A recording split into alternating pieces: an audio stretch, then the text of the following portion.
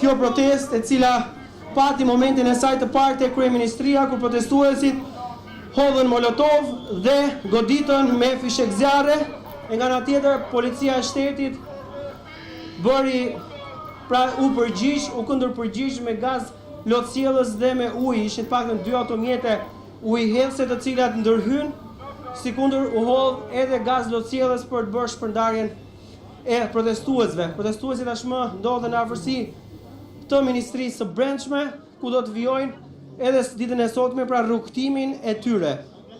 Pati disa fjalime të shkurtra ku kërkohej qytetarëve të reagonin kundër vjedhjes së bërë nga kryeministri Edi Rama dhe bashkëpunëtorët e tij. E qartë Osman, ne do të shkojmë tek Renaldo Saliani, turma po shkon drejtin këto momentet. Faleminderit Osman për raportimin tënd. Renaldo, përshëndetje, po vin drejt teje. Ku janë nisur? Digja apo jo? Përshëndetje Klevi. Me sa duket janë duke shkuar në drejtim të Ministrisë së Brendshme ose Bashkisë së Tiranës.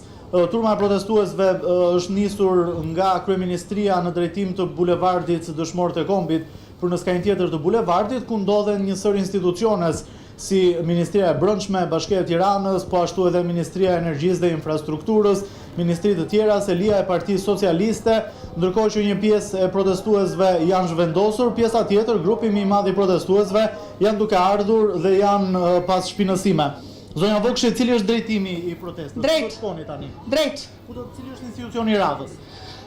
Do ta vendosin qytetarët. Si është skenari i kësaj proteste? Do të jetë një marshim në rrugët e Tiranës? Në të gjithë, sot Tirana i takon qytetarëve. Me sa duket do të kemi një skenar të ngjashëm me protestën e parë, Klevi.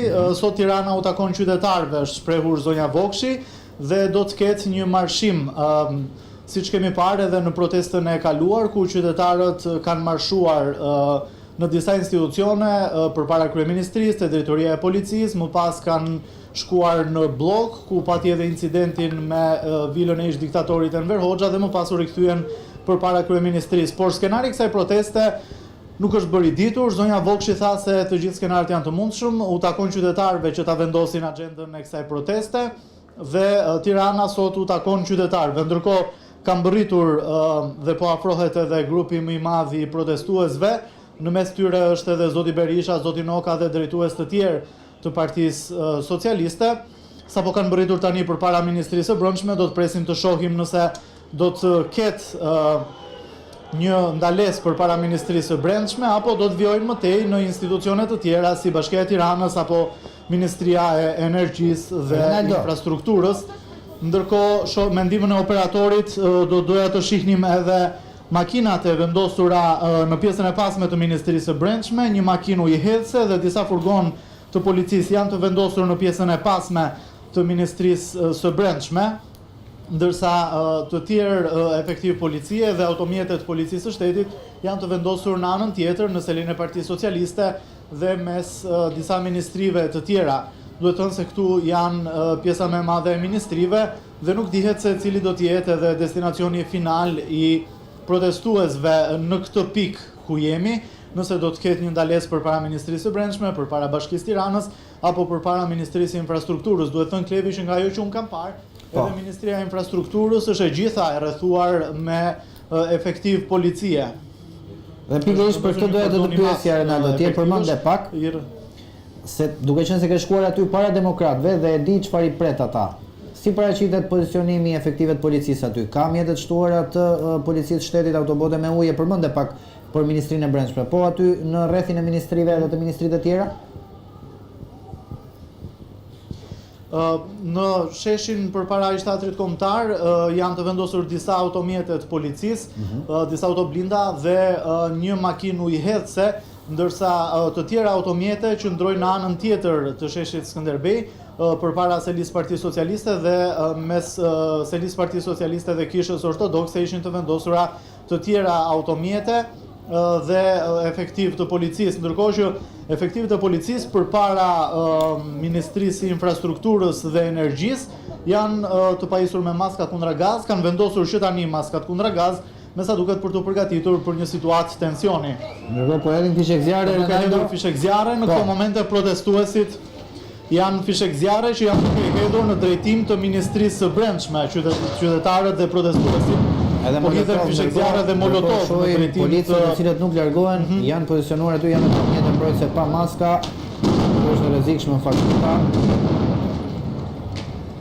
Shohim fishek zjarre të cilat po hidhen në drejtim të Ministrisë Brendshme dhe efektiv të policisë që nuk lëvizin prej aty, pavarësisht se nuk kanë marrë masa mbrojtëse për të ruajtur. Një molotov plasi pranë këmbëve tyre. Nuk largohen sërish, nuk e di nëse janë rojet, okej. Një prej fishek zjarreve e kanë kthyer mbrapsht te qytetarët, ndërkohë efektiv tjerë policie janë pozicionuar, njëri i ka rënë kaska, njëri prej tyre kaska mbrojtëse. Shpresojmë që të jetë pa pasoja edhe për ta kjo protest.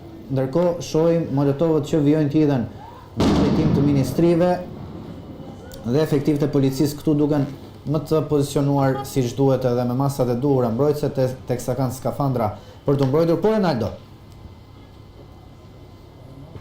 po Klevi është një situatë e tensionuar përpara Ministrisë së Brendshme, siç po e shohim nga këto pamje, janë hedhur molotov përpara Ministrisë së Brendshme. Fillimisht kanë qenë disa fishek zjarre që janë hedhur dhe më pas janë hedhur edhe disa bomba me molotov përpara Ministrisë së Brendshme dhe më pas në derën e Ministrisë së Infrastrukturës. Ai episodi që u përmendët që një policiera kaska ishte në derën e Ministrisë së Infrastrukturës dhe Energjisë.